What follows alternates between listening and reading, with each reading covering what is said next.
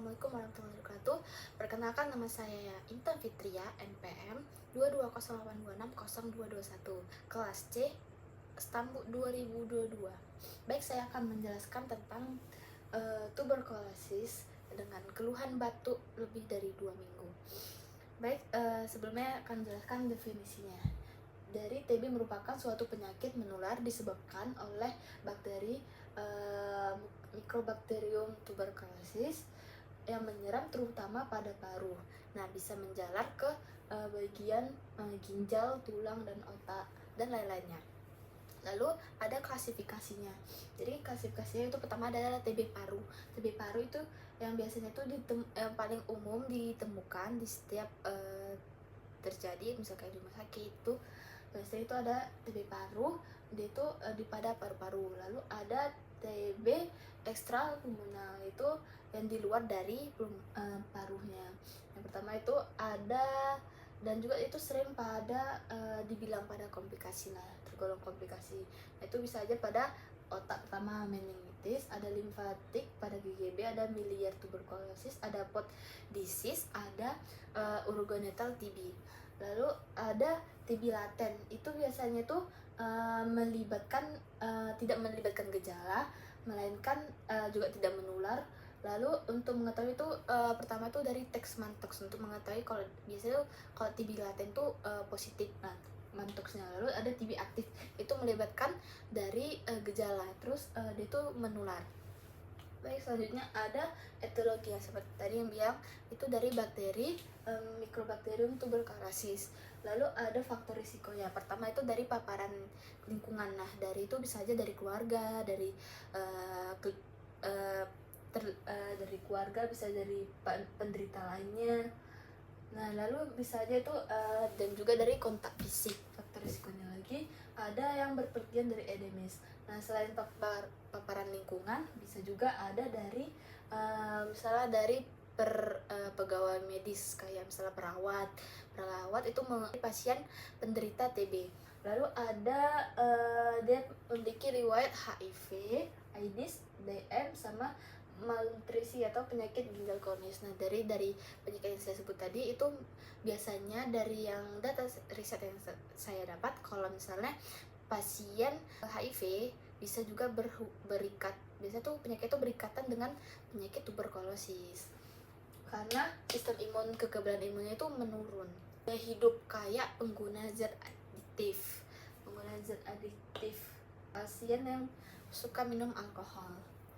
Lalu ada patofisiologinya. Nah, jadi itu pertama ada port di entry itu kayak misalnya bakteri itu masuk dari terhirup ke hidung kita saluran pernapasan, lalu dia difokus oleh alveolus sehingga terjadilah pembentukan fokus primer gone. Fokus primer itu adalah dimana tuh dilisisnya makrofag sehingga bakteri tadi berkembang. Lalu ada penyebaran melalui saluran limfer diagonal. Nah, jadi fase fokus gone, fase primer gone, sama fase jadi penyebaran melalui saluran limfer itu disebut namanya fase kompleks primer, yang merupakan tuh fasenya itu pada 8 minggu, yang ditemukan pada 8 sampai 12 minggu. Itu biasanya tuh tidak menimbulkan gejala, belum ada nampak gejalanya. Nah, jadi masa puncaknya itu pada pasien TB diketahui pada 4 sampai 8 minggu, dan masa inkubasinya itu bisa mencapai 2 sampai 12 minggu dari awal masuknya sampai terjadinya taunya positifnya dari TB tadi. Lalu untuk menegakkan durasinya kita membutuhkan anamnesis dulu dahulu. Nah, pasien itu nanti datang tuh bisa dengan keluhan batuk berdarah, batuk lebih dari 2 minggu disertai demam. Lalu biasanya itu kan kita menggunakan Olchat pastinya. Nah, O-nya itu bisa dari Olchat itu bisa aja dari 2 minggu yang lalu dia dengan keluhan batuknya. Lalu ada durasinya, itu biasanya batuknya itu terus menerus. Lalu ada karakternya, itu batuknya dahak disertai darah. Lalu ada radiasinya, bisa aja pasiennya itu terasa keringat malam, bisa aja nyeri dada. Terus nanti pasien juga ngeluh karena berat badannya itu mulai turun selama dia sakit nih, makanya ada dengan kulit itu. Terus riwayat gizi tadi seperti nafsu makan berkurang. Lalu ada RPK-nya, itu biasa dari keluarga ataupun kerabat yang positif tertular dari keluarganya.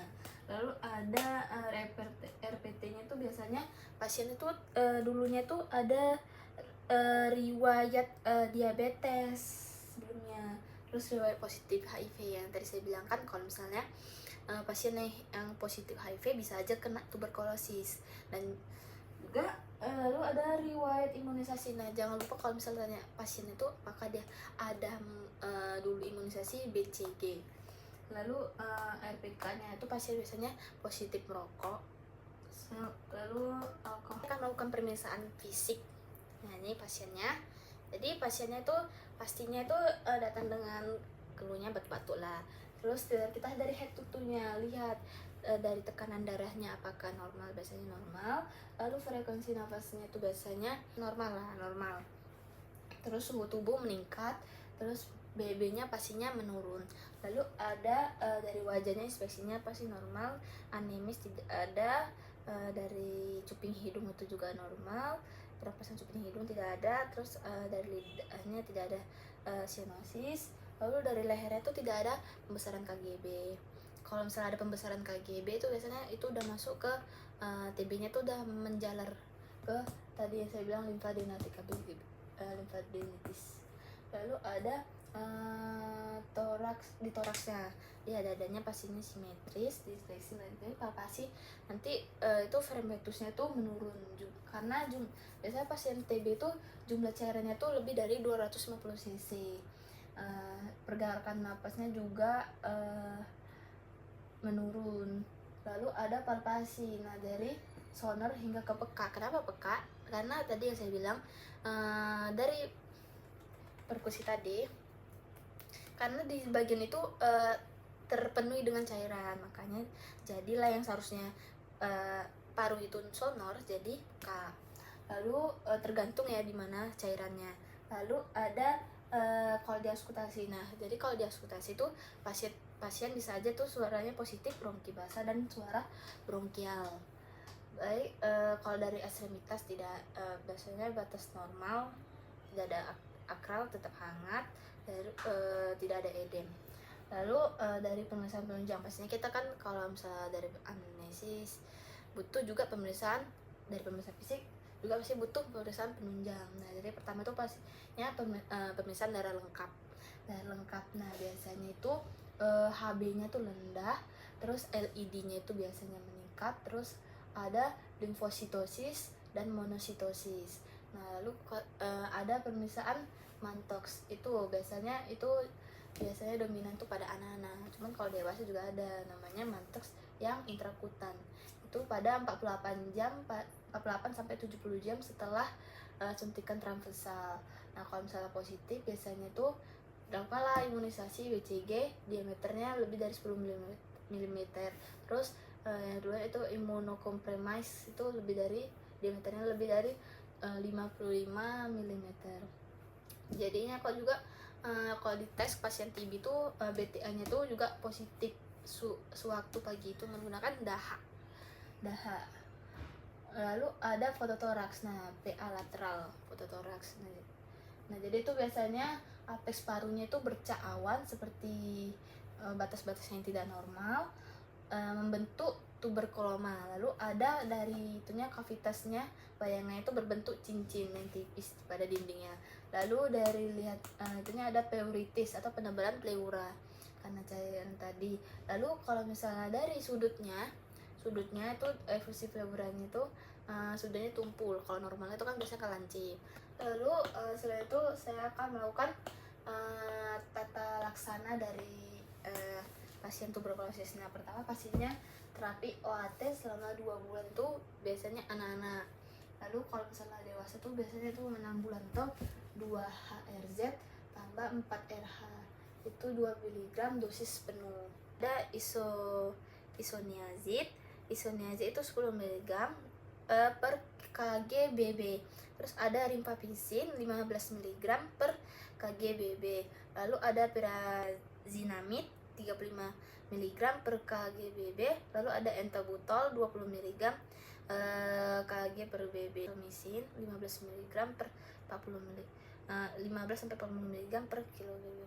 Nah, dosis misalnya kalau misalnya TB anak itu dikombinasi, misalnya berat badannya 5 sampai 7 kg itu 1 tablet. 8 sampai 11 biasanya 2 tablet. Kalau 12 sampai 16 bisa sampai 3 tablet. Lalu ada 17 sampai 17 sampai 22 itu 4 tablet. 23 sampai 30 kilogram itu 5 tablet. Kalau misalnya lebih dari 30 kilogram itu 6 tablet. Lalu kombinasi dengan KDT, dosis dengan kombinasi. Komplikasi bisa aja bronkiolitis, bisa emphysema itu parunya kuat menghasilkan nanah. Lalu ada pleuritis TB, lalu ada TBS pulmoner yang tadi meningitis dan lainnya. Lalu ada amyloidosis, lalu terakhir itu adalah kematian. Lokasinya itu bisa aja, nah pertama jadi step obat tadi seperti rifampicin. Nah jadi itu biasanya tuh nanti pipisnya tuh warna merah. Jadi kita edukasi kepada pasien kalau misalnya kita mengonsumsi obat rifampicin bakalan RAK-nya itu warna merah. Jadi keluarga tidak perlu khawatir. Lalu kita cari tahu dulu awal mulanya kenanya. Nah kita cari tahu siapa penularnya, misalkah dari keluarga, guru, misalnya kalau misalnya anak, lihat siapalah orang dewasa itu. Kalau misalnya anak itu jarang menularkan, melainkan orang dewasa yang menularkan. Segitu saja mungkin dari saya. Assalamualaikum warahmatullahi wabarakatuh.